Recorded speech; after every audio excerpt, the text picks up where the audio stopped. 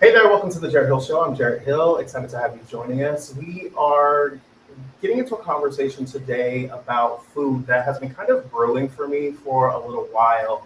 Last year, I graduated from grad school and I took some time to go on sabbatical. I got to go to London for 6 weeks and I was in Portugal for 2 months. And one of the things I was most excited about traveling abroad for so long was getting to eat food that was not going to be the same thing that I'd be getting in America all the time.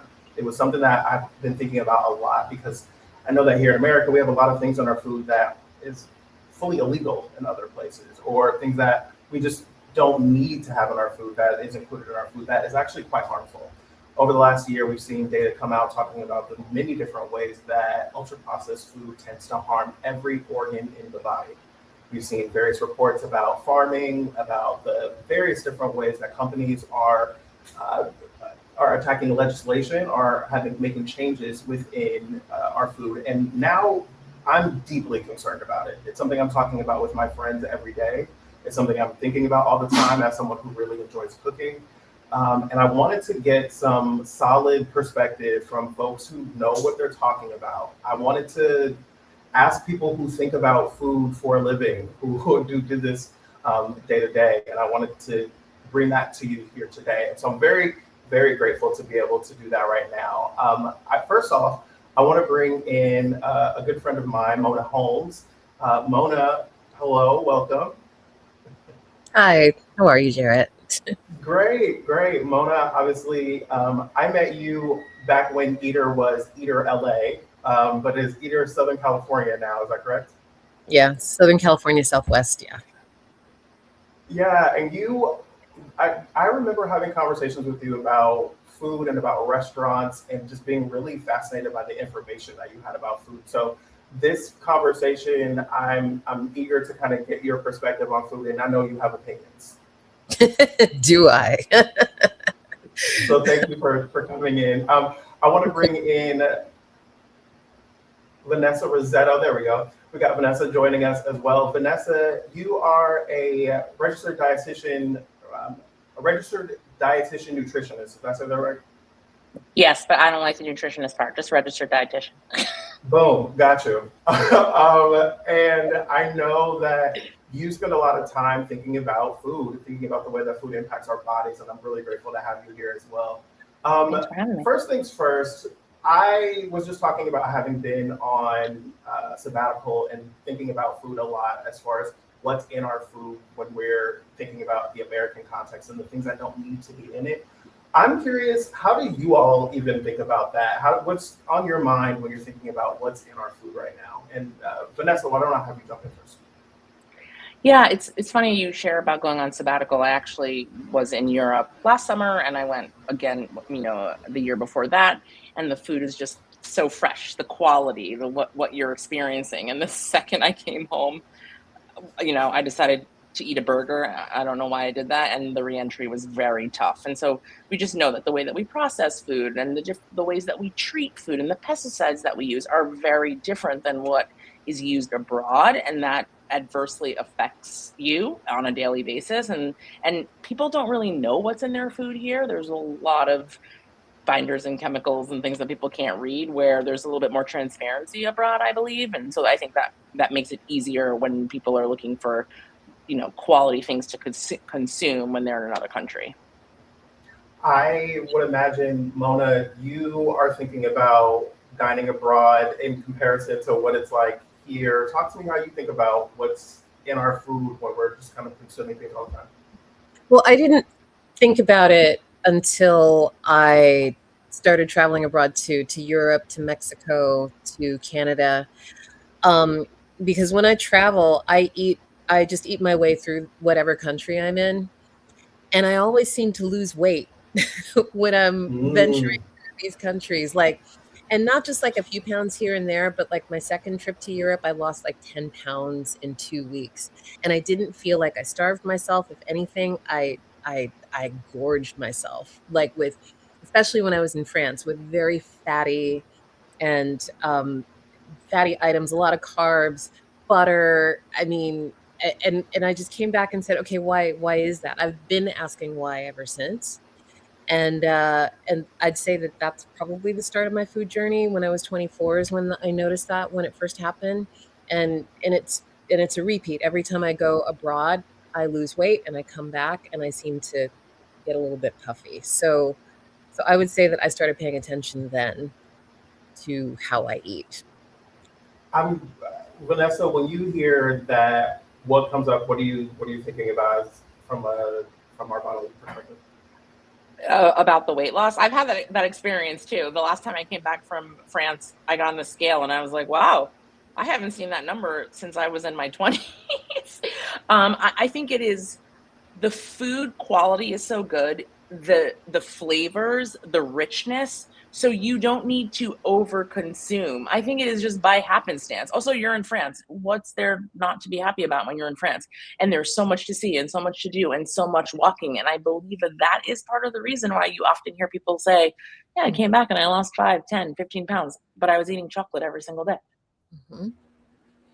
I always hear people say that, and then I hear people push back, and they're like, "Oh, well, maybe it was because you were walking around so much and you're so active, or you're doing other things." And I'm like, "No, it's not just that. It could be being active, but like there's something else going on." So But I'm with you you're there. active here. You're active here. When you talk to people who are like, I don't exercise ever and I drive everywhere, you're like, are you okay? That's so weird. So you are active. You are just as active there as you are here. I believe it is the food quality, and it is, you are eating less, even though you're saying like, oh, I gorge myself on the foie gras and the chocolate mousse and all those things. But the portions you get in those countries are like a quarter of what you see here. Nobody in Yeah. France is giving you a 32-ounce steak. They're just not. Girl, I ate 3 croissants at once. And That's it a was different divine. story. And then a baguette from the subway. That's a whole experience that you have to have. But it's like, I it's just I love that you different. say that, because when I was abroad, so many of my friends would be like, what they would call girl dinner, and it would be like, oh, we're definitely having a charcuterie dinner tonight, and I'm getting my life right. But I'm also like, I'm not feeling the same way about the food afterward, right? And now, having been back in America, I got back in America. I got back to Los Angeles October of last year, and like that first week that I was back, I was at a farmer's market instead of at the supermarket. I was like wanting to just go see what they had. Right now, mind you, I still eat plenty of things that I don't feel good about. I still, shop at all of the same places, but I am thinking about it a lot differently and making choices a little bit more keenly aware of like asking this question I'm always asking myself is like, what is this? Like if I'm eating something where I don't know what it is, I'm like, what's in this? What is that? Like you said that this is a sauce made with chocolate flavor. Like, what is that? And like Mona, when when you're covering restaurants, particularly, I don't know, I keep referring back to restaurants, but like I am thinking about how many different restaurants are now using the same food from the same places, and how that food is not necessarily great food all the time. Mhm. How do you think about like, oh, I had the same thing at another place and it seemed like it was the same thing? I mean, that's not my experience actually, Okay. unless I'm eating at a fast food joint. Mm, I find those to be more similar, coming from Cisco and the like. You will find that to be the case, but if you're going to independent restaurants, it's not. California is very unique, where we have the bounty of food like 50, 100 miles that way, and so a lot of operators tend to have personal relationships with those farmers, cattle raisers, and the like. So we're very lucky in that regard. Um, and with the relationships that I have with produce vendors, they tell me that LA, California, that's just how we roll. If you're outside of those, outside of the state, your experience tends to be a little bit different. But I I know that I don't have a lot of control of what comes into my body. I dine out like 4 times a week at least for my job. And I know that sounds all glamorous, but I am 55 and I can't be eating all of that really fatty, delicious stuff because it's got a ton of salt and it has a ton of butter and who knows what else to make it really delicious. And so I just have to be super mindful about my portion sizes. If I do ask a lot of questions about where stuff comes from because I'm in the habit of doing that. But as far as like, are we getting like the exact same thing here and there? I think that talking point has blown up quite a bit over the last year. And it's not necessarily the case unless you're eating at Chick-fil-A, which I do not do every week. So yeah, it's about what works for, no, I've never eaten at Chick-fil-A and I never will. But it's about making choices that I know work for me. And, and it will keep me away from most fast food joints, although I love a good Jack in the Box taco, and that is some mystery meat in there. It is delicious. I've been eating it since I was a child, but there is something about it that is just greasy and tasty, and it's probably something highly processed from a Cisco Systems vendor. Let me tell you, I'm first of all, relatable content with Jack in the Box and the taco. I'm curious if Chick-fil-A is political for you or if it's about the food. Both. Word. I can't eat at a place that works against people that I care about, actively works against people that I care about, period. Word. I'm with it. Okay. I want to get into... They do not make food. It is a food product that is not good for you. People don't wait. Before I go to my next thing, stay right there. Just hover, hang out in that for a minute. I talk about the difference between food and food product, because I feel like between the two of you, we could do that for a minute. Oh my God, the Kraft Select. Guys, I had a dog, rest her soul. That dog would eat manchego every day. Then one day, we tried to give her a Kraft Select. Don't ask why that was in my house. I did not bring that in. That dog, she put it in her mouth, spit it right out. And my husband was like, "What? Why is she not eating this?" I go, "Because it's not even cheese. It is a select product, and even the dog has a discerning palate. Stop it. Stop it. I don't eat fake things here. I don't eat fake things. Don't come to me. Let me tell you something. Cashews are not supposed to be cheese. Don't come to me and act like your cashew cheese is better than my organic grass-fed beef that I saw. No. Mm-hmm. No. I wanted to stay here for a moment, and Mona, I know you have something to say. I wanted to stay here because I don't think people even really have a sense of what is food product as opposed to what is food. And I know for myself that when I've heard people say, this is not food, right? I've been like, what does that mean? And then I started to get it a little bit better. When you say it is a food product, Mona, say more about that? Well, Chick-fil-A's, their chicken starts out as actual food. It starts out as like a chicken breast that they get from a farm. But by the time they put it through their processing facility, preparation, freeze it, ship it to the store, it's breaded in all kinds of ingredients that are not great. It's marinated, breaded. It probably has a bunch of preservatives to make sure that it has staying power in each of the stores, probably a ton of refined oils. I just wouldn't eat it because I have to be very careful to make sure that I have a long life at this age and older. So I'm, and that's not to say that I'm like a complete food snob. I'm not. Like I just said, I'll eat a Taco Bell taco. I think it's about balance, but I have to make choices like that if I want to make sure that I'm mobile and healthy in the future. This is something that I didn't think about, I'd say even like 15 years ago when I really started to think about the types of food and food products that I put in my body.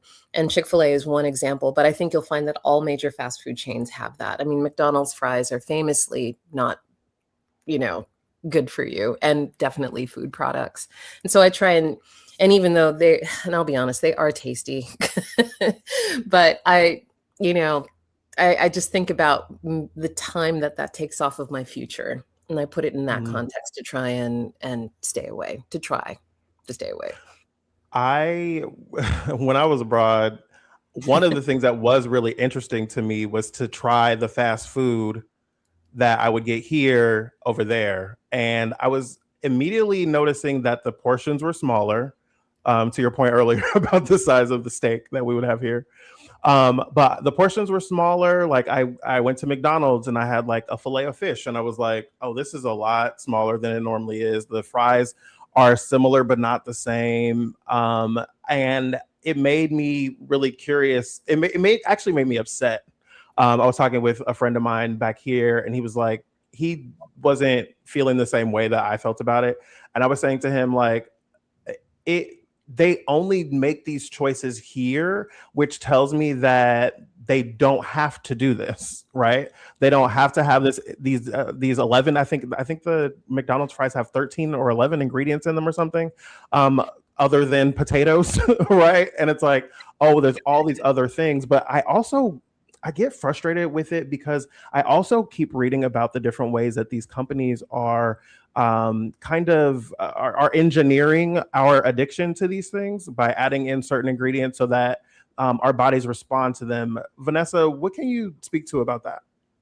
Yeah, it's called the bliss point. It's the way that we manufacture food in America. And so it is to keep you addicted, right? Like I love a Dorito. It's perfect every single time. I'm not confused. There are additives in it that make me want to keep getting it. And so I always take issue with other dietitians that are like, hey, eat and drink whatever you want, whenever you want, even if it is fast food or chips or anything, because eventually you will tire of eating that because it's readily available to you. That's not actually true. We put things in there to make you want more of it. So that rhetoric is false, and I have been saying that for as long as I've been a dietitian. Like what you eat matters, what you put in your body matters. And yes, Doritos are my favorite food. I mention them every time I'm on air somewhere in the hopes that they'll give me a brand deal, but it hasn't happened yet. So maybe today is the day. But I was gonna say it is the day. Today could be the day, guys. I don't know. We'll see. But I mean, it's what are you eating? You need to know what you're eating, and like buyer beware. It is not like, oh, it's just you're gonna eat. People in America don't actually know good food. They don't. People here do not have refined palates. That is maybe because amongst the people that they have refined palates. I'm Haitian, so I am very well versed on flavor and spice. And my best friend is Palestinian, so like I got it. I have learned, like my ex-husband is Italian. I understand flavor. But when you meet those people that are like salt and pepper is a spice, then this is where we're getting ourselves in trouble, because Americans do not have a food culture.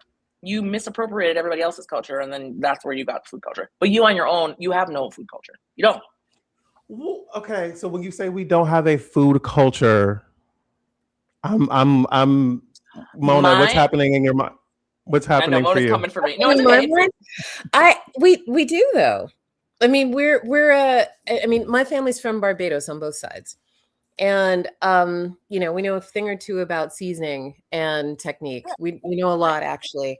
But in a city like Los Angeles, actually, I'd say the majority of our major cities and then some actually have a very good idea of what, our city's cultural cuisine. Like arguably the dish of Los Angeles is arguably the taco.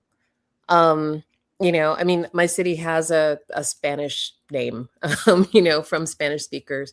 And, and it absolutely dominates most discussions. Everyone has their favorite local taquero. It's that is just what's accepted. And I don't think many people would debate that.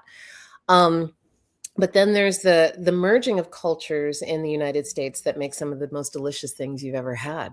I mean, that's just the nature of food and culture merging together and, dominating an area. And you can pick any dish out of any city that someone has like a favorite of and saying, oh yeah, that absolutely represents us and it has another origin story. That's just how culture moves through the world because people continue to move through the world. But American cuisine, like if we could label a dish, I would absolutely say mac and cheese is 100% American cuisine, American That's flavor. fair. I can name a handful of dishes that absolutely are, actually quite a few. But I do know what you mean though. The basicness of American cuisine, that tends to come from palm-colored folks can be a little bland. Yeah. I mean, in England herself, like it's amazing to me how they conquered the world and don't use spices in their traditional cooking. Like that will always baffle me. Mhm. But yeah, it's I don't want to get too off track because I can talk about this for days. But yeah, we do have a culture. And Yeah, and it's because of the people who are either from here or immigrated here. yeah, I guess that's the point, right? For me, is like rice and beans is even though you can get it everywhere, right? For me, it's not an American food. And like a taco for me is not an American food. Like it's here and people like it, but it's not American food. That's sort of that's the way that I think about that. Heard, But yeah. heard. I'm with you there, and I think about I remember this. There's this group of Black women having a conversation about their self care and how they were taking care of themselves, and like one of the women in the group was saying, I've been doing my white woman things. I've been doing yoga and eating avocados and all this stuff, and like the woman sitting next to her, she said, I find it really interesting that the things that you're naming, none of those things are actually white at all. Yeah. She was like, Right. that yoga does not come from white people, right? Right. Like she's like, that avocado does not come from nowhere in Europe. And so Yeah. like it's been interesting, that dynamic that we have, like with how we think about what is our culture as opposed to like the things that we have kind of brought into this culture. But then there are some things that have become exports, to your point about macaroni and cheese, coming from, is it James Hemmings, and that is an interesting dynamic of it as well. So one of the things that I wanted to get into as we were talking about the politics of this, the Supreme Court has an interesting dynamic happening right now, or interesting case right now with Roundup. The EPA, which regulates pesticides, has not determined that this chemical that Roundup uses in some of the farming materials that they make poses a cancer risk and does not require a warning label that says it does. The justices are deciding whether that means Roundup users who've developed cancers cannot sue by claiming the weed killer violates state law about dangerous products. And the Trump administration is backing Bayer, the company. We all know Bayer for various different reasons. But the Trump administration is backing them and saying that they are separately. Sorry, I'm reading the sentence terribly. President Donald Trump has separately pushed to protect glyphosate, the active ingredient in this weed killer. And I'm always thinking about pesticides in my foods now, and I'm like, there are plenty of things that make sense to get organically as opposed to not. How are you guys concerned or not about these different kinds of things that are a part of this conversation with pesticides and whether or not you're getting something organic or not? How do you guys engage with that personally? Mm-hmm. Mona, you want to go first? Sure. About a decade ago, I started growing my own food. Period. Like I started to get more and more concerned when I had one reaction after eating a meal that my doctor couldn't identify. And and I still don't know exactly what it was. It was something from a restaurant that I had eaten at many times before. And my ex-husband thought that it was a response to pesticides, which maybe it could have been. But rather than playing the guessing game and test after test revealing nothing, made me realize that I wanted to start growing my own vegetables because it was a response to a salad. And so that's what I started doing. That's changed a lot because I recently moved into an apartment. And so I don't have my garden anymore, but I have a container out on my balcony that I'm growing lettuce out of, and peppers and things that I consume on a regular basis. So it's I'm not particularly trusting of the food in the United States right now, unless I'm going to a farmer's market. And the ones here in LA, I know a lot of these farmers because I'll ask them like, what's fresh, what's new.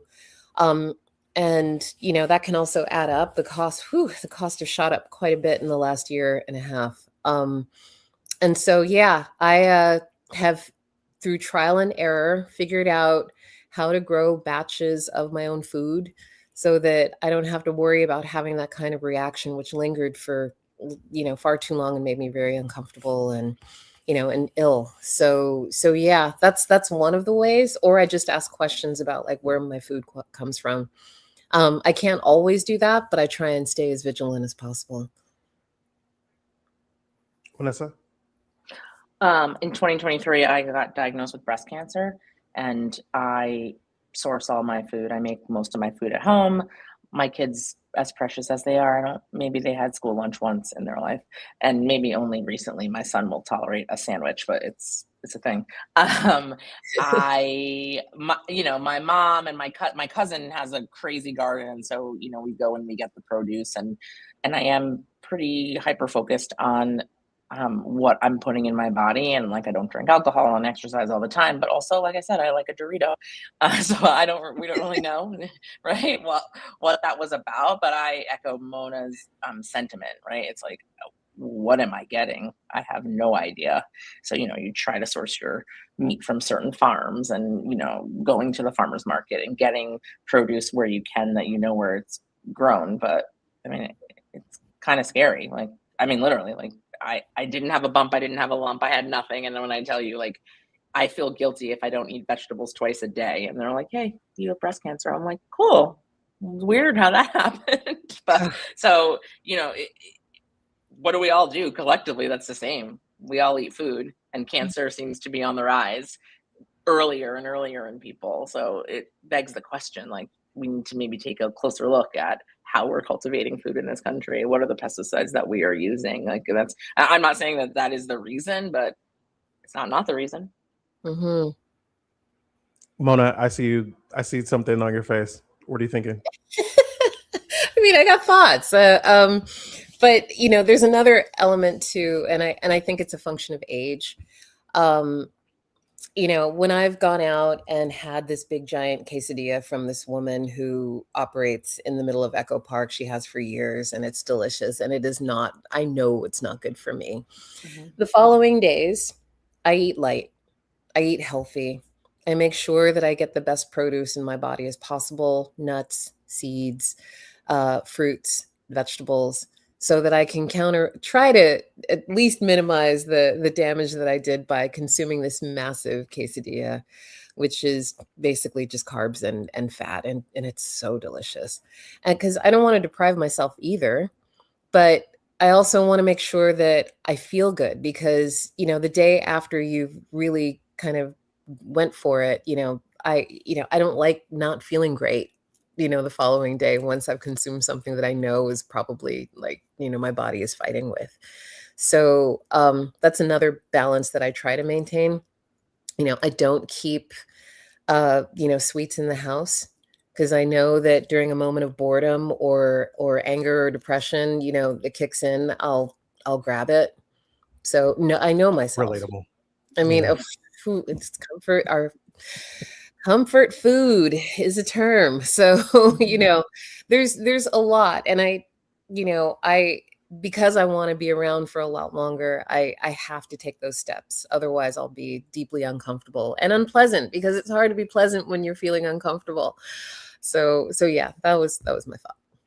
Well, I appreciate that you touch on this, because I've been analyzing a lot lately the ways that I eat for pleasure and not for nutrition. Right? Mhm. I'm like, this tastes good. That tastes good. That tastes good. That tastes good. That tastes good. That was good. Like, and but I'm not always. I had not always been thinking about like, oh, this is giving me what I need, or this is treating me well, or this is serving some kind of purpose. And I feel like I've been thinking about that more and more lately. Mona, I want to come back to you noting about like growing your own food. If you're in an apartment, what are the ways in which you're able to achieve, like what kinds of ways are people able to do that at home? It's really easy in 2026. There, you know, I I just have, a east and west facing huge windows apartment. And so I have a lot of light that I can take advantage of and a balcony that faces the west. And so these seeds on a planter that hangs on my balcony is able to get enough sunlight to be able to grow. If you don't, there are grow lights that are tiny. Like all you need is maybe like a 12 by 5 inches space with some grow lights where you can do just that. There are online tutorials, because I had to figure that out when I moved. And it shouldn't require a ton of money if you have a lot of light, and maybe just a little bit if you don't.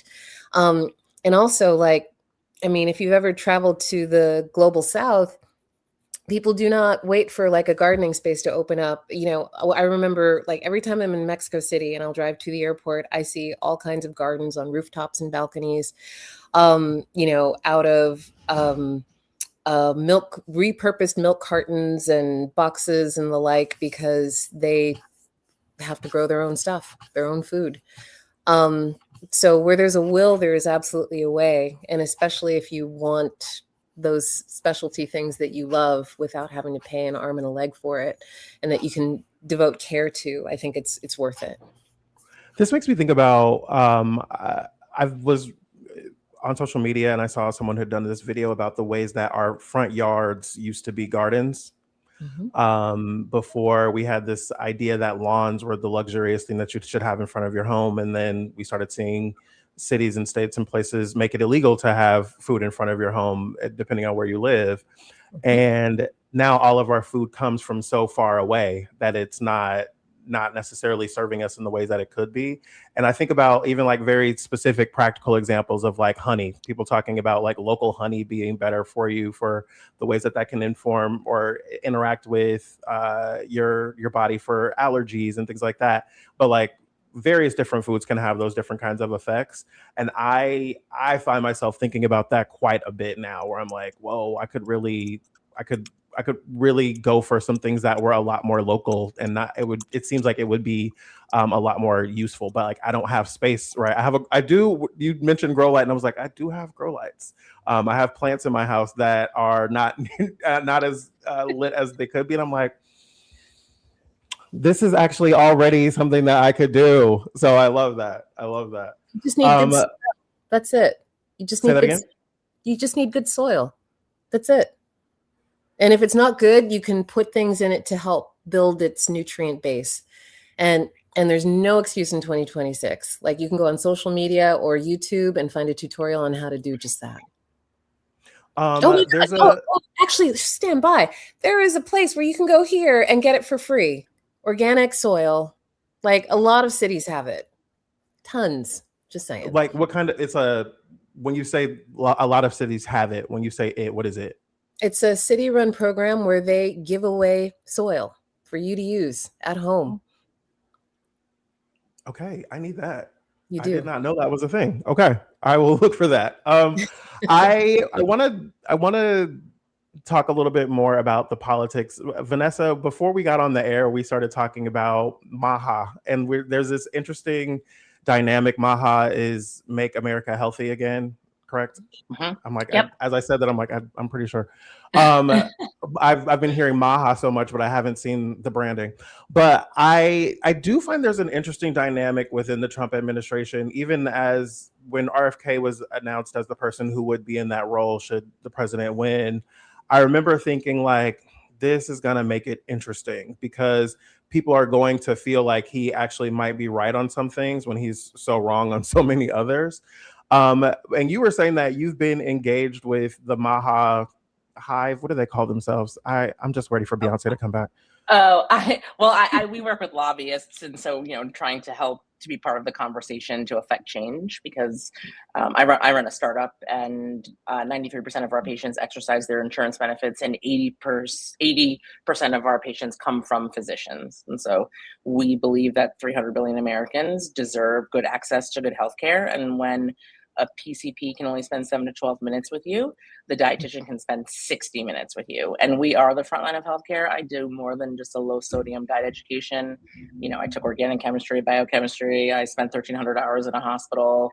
My internship was very clinical. And so wanting to be part of that conversation and not just have, the Hubermans and the Atias and the Mark Hymans of the world talking about Gen Pop. And I'm not talking about people on SNAP benefits and Medicaid, although we could talk about those people too, just regular people who are being told that, they need to spend $10,000 for a package of sessions to see a dietitian in order to be well. And it's absolutely not true. So we wanted to get into the game because we have deep healthcare understanding. And a lot of the things that Maha has unearthed are important, right? Yeah, like the way we cultivate food probably isn't the best. And there are a lot of chemicals and pesticides, and we should pay attention to those things. And there is a lot of nuance. And because the country is so divided right now, my biggest issue is that there's nobody actually giving helping to sift through what everything means. And so we're just trying to be that voice. So what do you, I'm curious about like where you feel like they're getting it right and where they're getting it wrong when it comes to the different policy initiatives, because I know that the thing I think is front of mind for people with RFK Jr. is vaccines and his positions on vaccines, but then he's had some things to say about the dyes that are in our foods or different things like that. And it's like, well, actually, that's not wrong. So where are the places that you feel like he's getting it right and where he's getting it wrong? I see your face. You're like, I don't even know if that's actually it either. Yeah. I mean, the vaccine thing is like, I don't know, vaccines have been around for a really long time. And now that people aren't getting vaccinated, some of these diseases that were eradicated are coming back. So we should be curious about that. This whole thing with the dyes, this was exactly my point and what I debated with them last time I was on the Hill. They were like, oh, all red dye 40. And I'm like, how many Skittles are you feeding your kids? And how much Gatorade are your kids drinking? Well, so actually you need to expand coverage for registered dietitians to speak with parents because they don't need to be giving their kids this thing, right? They need to understand what happens when a kid turns 3. A kid goes to daycare. They have to vie for an adult's attention. The adult placates the kid by giving the kid food. And that's how the kid, is quiet. And then the kid comes home and has eaten all day. So now will not eat anything. So then the mother gives the kid chicken nuggets, rinse and repeat. And then I asked them, do you know how many tablespoons of food a 3-year-old needs? And they were like, no. I was like, 3. It's 3 at every given meal, 3. So that is the problem. And since you don't know that, and you're here leading the charge, then the mother who's just trying to make sure her son eats when he comes home from school also doesn't know that. They were like, oh, okay. So it's that piece. But yes, we should be teaching people, like, please stop giving your kids so much Gatorade and Skittles and things that are fake. Let's teach parents how to cook. Everybody is always like amazed that I cook all the meals in my house mostly. And I'm like, right, but you don't need to have a 75 ingredient list recipe. Like I make a roasted chicken once a week and it takes 10 minutes to prep, 90 minutes to cook. You come over. My kids are always like, oh, another chicken. I'm like, guys, people will be so happy to eat this roasted chicken. It's so delicious, but fine. So it's that piece. People just need education. They need to be spoken to like humans. They also need to not be shamed for the fact that maybe they need SNAP benefits, or maybe they're going to have to go to the dollar store in order to get vegetables. They're processed, but they're minimally processed. They're allowed to ripen, to peak, and flash frozen. If all I have at the end of the week is $20, and we all know that $20 is getting us nothing at the grocery store, but I want to provide my family with fruits and vegetables, then what's the problem for me to go to the dollar store and get them? Or get frozen berries. Berries that are frozen in our freezer section come from Mexico. They are cultivated completely differently, and they don't have the same pesticides and carcinogenic pesticides that we have here in America. There are ways And a dietitian's job is to teach you that. From May to October at Mount Sinai Hospital in New York City, you can use your SNAP benefits to get organic fruit, like vegetables and meat right Girl, across there. what? Yes, that is what my job is. That is what my job is. I'm never going to tell you to go out here and, spend $8,500 on.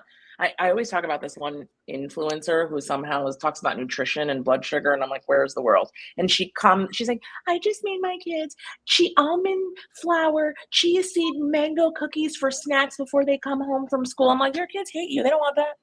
They don't want that. Stop that. Your kid wants a cookie and they can have it. And the next day they can have a plate of vegetables. Like, guys, be real. Yeah. I love your kids hate you. That's probably the clip. I think that's the clip. We'll cut that. They do.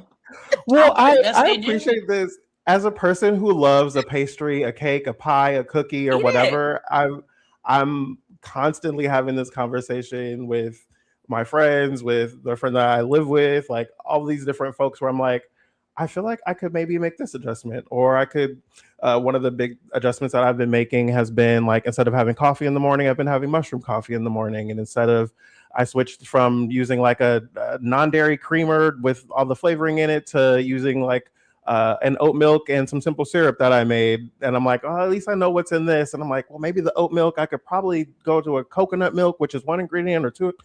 And I'm like trying to just find like the cleaner option for myself to be able to feel a little bit better. And sometimes I'm like, I don't know that this is making a huge difference, but it feels like I'm taking a step in the right direction as opposed to trying to make some kind of massive change for myself. And it sounds like you all are always trying to think about like the thing that you can do to make it a little bit better.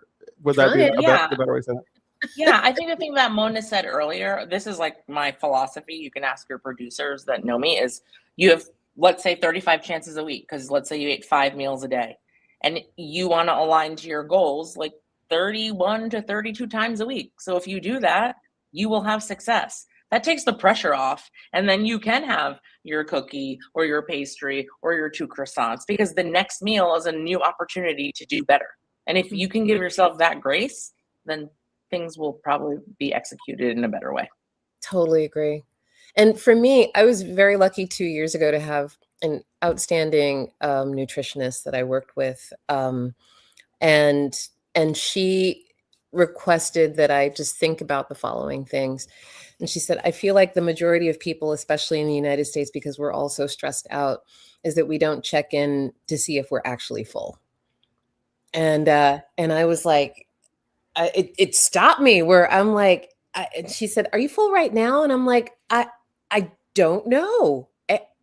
I think so. Like, it requires you to like dig and think and pay attention and get really present with everything that's going on. Am I a little lightheaded because I haven't eaten all day? Have I eaten too much sugar? Did I consume too much caffeine? Did I have, 3 cookies in a row? Like, how is that actually going to make me feel?